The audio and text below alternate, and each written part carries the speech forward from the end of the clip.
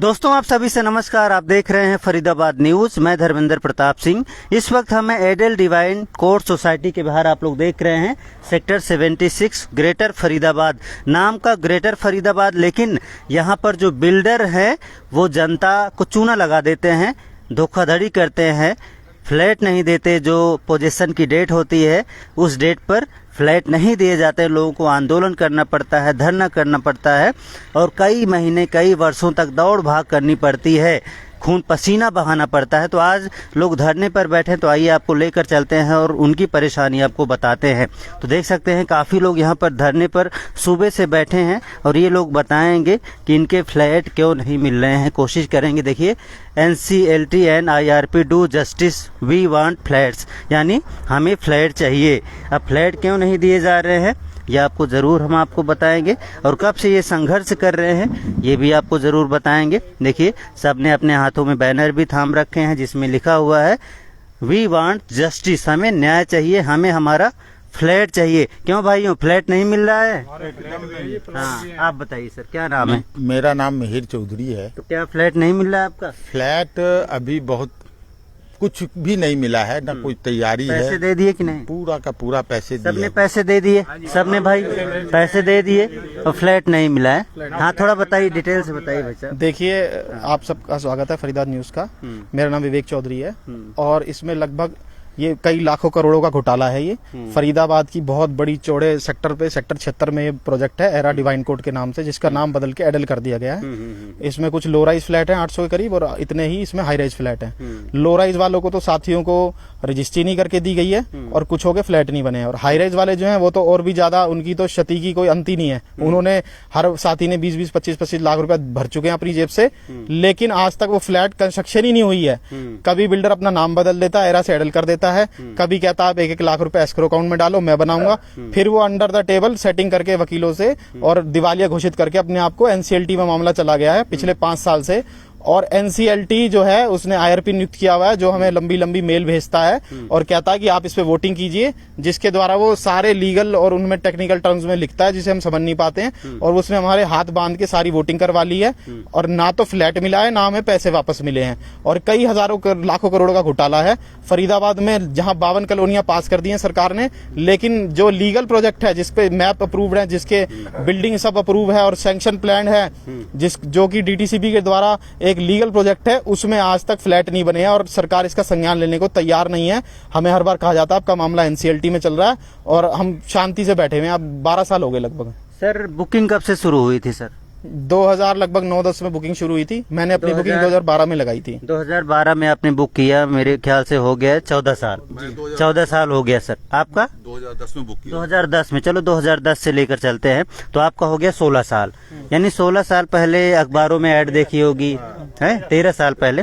13 साल पहले आपने अखबारों में ऐड देखी होगी, बहुत बड़े बड़े सपने दिखाए गए होंगे कि आपको तय समय में फ्लैट्स मिल जाएंगे। 2014 में फ्लैट मिल जाएंगे ऐसा कहा गया है। सबसे बड़ी बात है हम लेकिन मिला नहीं आपका। हम फंसे कैसे मैं बताता हूँ। ये बिल्डर कोई छोटा मोटा बिल्डर नहीं है।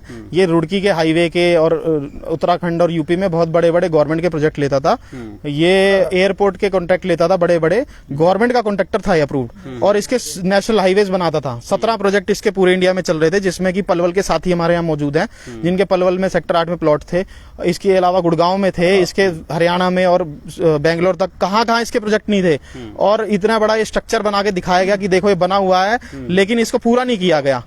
और हाई राइज वालों के साथ तो और धोखा है, उनकी 50-55% पेमेंट गई हुई है, उनका फ्लैट आज तक बना ही नहीं है। लो राइज वालों का सिर्फ ढांचा खड़ा हुआ है, किसी का मीटर नहीं है, किसी का फ्लैट अंदर से नहीं बना है, किसी रजिस्ट्री तो किसी की भी नहीं करके दी गई है।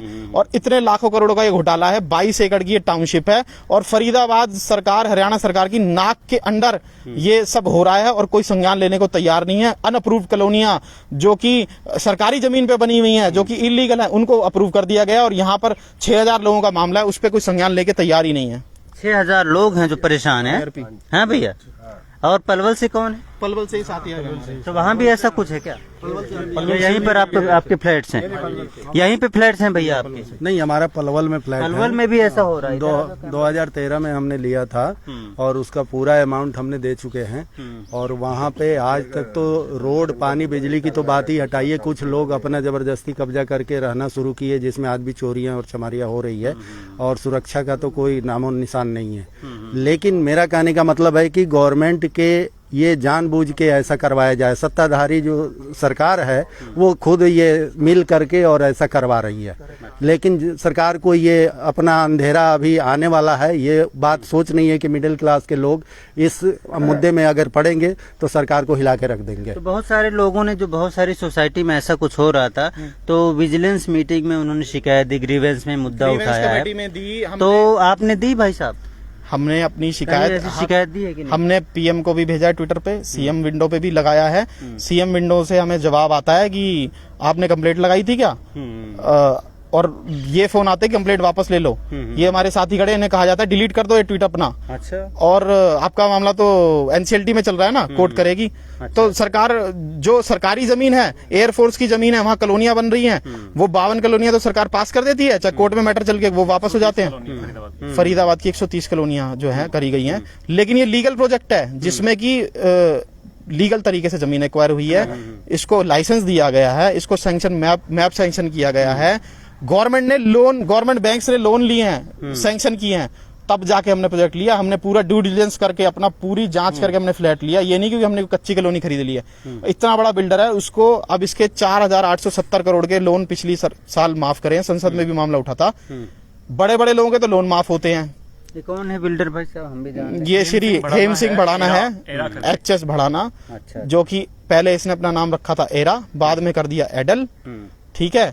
और पूरे हिंदुस्तान में इसने लगभग कई लाखों करोड़ों का घोटाला किया है, कई लाख करोड़ का घोटाला है ये। एक इसी प्रोजेक्ट में लगभग 1600-1700 फ्लैट हैं और हर फ्लैट वाले से 20-20, 25-25 लाख लिए हैं। तो आप कुछ समझ सकते हो कि 1800 फैमिली और हर फैमिली में 4-4-5 बंदे, 6000 बंदे तो इस 76 सेक्टर के प्रोजेक्ट से प्रभावित हैं। पूरे हिंदुस्तान में लगभग कुछ नहीं तो 20 इंच के प्रोजेक्ट चल रहे थे। कई हजार लोग प्रभावित हैं इसके, उससे, और कई लाखों करोड़ों का घोटाला है और गवर्नमेंट कुछ कर ही नहीं रही है। तो सर आप जो है कब से ये प्रोटेस्ट करें? मुझे लगता है 5-7 सालों से परेशान हैं आप लोग। जी देखिए, हम पिछले साल हम हतोत्साहित हुए थे, लेकिन पिछले साल जब हमने प्रोटेस्ट शुरू किए, मीडिया को बुलाया, सभी मीडिया साथियों ने बहुत सहयोग किया। उसके बाद इनको लगा कि अब तो भैया काम करना पड़ेगा, तो IRP ने फटाफट प्रोसेस आगे बढ़ाया और हमें ये आश्वासन दिया कि मैं आपके रेजोल्यूशन ला रहा हूँ, आपका बिल्डिंग प्लान जो है इसका सारा अप्रूव करवा रहे हैं, आप वोटिंग कीजिए और विद इन अ ईयर हम आपका काम शुरू कर देंगे। अब 1 साल बीत जाने के बाद हमें लगता है कि अब 1 साल और लग जाएगा इसको प्लान को अप्रूव होते होते, तो कब तो कंस्ट्रक्शन शुरू होगी और कब ये फ्लैट बनेगा। ये सिर्फ लॉलीपॉप दे देते हैं, हम ये देख रहे हैं। करके दिखा दीजिए किस तरह वहाँ तो हमने दिखाया है, खैर वहाँ दिखाया है एक बार जो जब बारिश में गए। बिल्कुल। हाँ, बारिश में गए थे, फिर से दिखा देंगे आपको। इनकी मांग यही है, इनको जो फ्लैट्स है, जो पोजीशन का वादा दिया गया है, जिस हालत में, जिस कंडीशन में देना था, वो कंडीशन फुलफिल करते हुए फ्लैट्स दिए जाएं, सबकी यही मांग है। हाँ sir, we want our flats. ठीक है सर। अब हमारी जो मांग है हरियाणा सरकार से, वो बहुत गंदी वाली मांग हो चुकी है कि हम 12 साल से हिंदी में बोलते बोलते हुए हमें पागल घोषित किया जा रहा है कि हम अगर ईमानदारी से अपना टैक्स भर रहे हैं, हम अपने पैसे भर रहे हैं, लोन भर रहे हैं, उधर किराए पे हम लोग रह रहे हैं, तो हम लोगों को मतलब हमारे माथे पे कहीं बेवकूफ लिखा दिखाई दे रहा है क्या सरकार को? आप एक कच्ची कॉलोनियां काट दो, एक नेता, एक गुंडा, पूरा नहर पार का इलाका आपने गुंडों पे अवैध कॉलोनियां कटवा के उनको आप पक्की कर देते हो। तो हम जो टैक्स पेयर्स हैं, हम GST पेयर्स हैं, हम लोगों ने 12 साल पहले इसे पैसा हमने भर रखा है, तो हम कौन से बेवकूफ आपको दिखाई दे रहे हैं भाई? हम लोग अब सड़कों पर आएंगे। अगर आप माहिरा वालों की सुन सकते हैं, अगर आप कच्ची कॉलोनियां वालों को आप पक्का कर सकते हैं बिना किसी कागज के, उनको अवैध कॉलोनियों को आप वैध घोषित कर सकते हैं, तो हमें आप बेवकूफ ना समझे। फरीदाबाद में, केवल फरीदाबाद में हमारी जो सोसाइटी है उसमें 5600 लोग प्रभावित हैं। 5600 के करीब यहाँ पे लोगों को प्रभावित किया जा रहा है। अगर हम सड़क पे उतरे तो हम आपसे संभालने मुश्किल हो जाएंगे। हम जो आप कॉलोनियों वालों से आप वोटों के चक्कर में आप उनकी लेटरिन पेशाब भी उठाने को तैयार होते हो।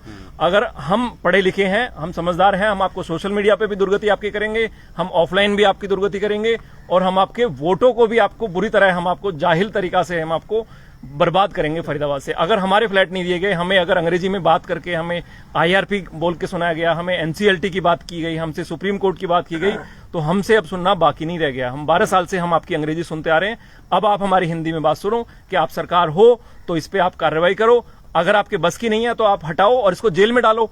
आप क्यों उनके साथ मीटिंग कर रहे हो, आप क्यों उसको बड़े बड़े सरकारी प्रोजेक्ट दे रहे हो?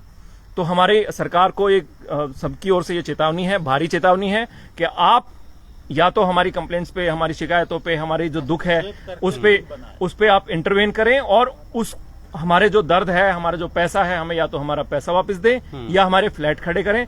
अदरवाइज आपको बहुत बड़ी समस्या का यहाँ पे सामना करना पड़ सकता है। चलो, जनता नाराज है, अगर जनता नाराज होगी तो चुनाव में सरकार को वोट तो नहीं देगी, इनका यही कहना है। अगर हमें फ्लैट्स मिल गए तो अच्छी बात है, फ्लैट्स नहीं मिले तो हम आपको चुनाव में सबक सिखाएंगे, ऐसा इनका कहना है। अब देखते हैं आगे क्या होता है। 1.5 साल रह रहे हैं चुनाव में, हो सकता है उससे पहले समस्या का समाधान हो जाए। और ये बिल्डर साहब भी, ये भी इनको चाहिए कि फटाफट फ्लैट्स रेडी करें और इनको फ्लैट्स दें, क्योंकि महंगाई बढ़ती जा रही है। कहीं पर ये किराए पर रह रहे हैं, लोन लिया होगा, उसकी किस्तें जा रही होंगी, इंटरेस्ट जा ही रहा होगा, तो परेशानी इनकी समझें और इनको फ्लैट्स दिए जाएं। अदरवाइज ये कह रहे हैं भाई साहब कि धरना प्रदर्शन करेंगे, बड़ा आंदोलन करेंगे और ऐसा आंदोलन करेंगे कि सरकार उसे संभाल नहीं पाएगी। और ऑफलाइन भी आंदोलन होगा, इनका कहना है ट्विटर पर भी आंदोलन होगा और फिर सरकार के खिलाफ इनका जो है एक अभियान शुरू होगा जो सरकार को भारी पड़ेगा, ऐसा भाई साहब का कहना है। बाकी देखते हैं क्या होता है, जो होगा आपको अपडेट दिया जाएगा। फरीदाबाद न्यूज से धर्मेंद्र प्रताप सिंह, नमस्कार।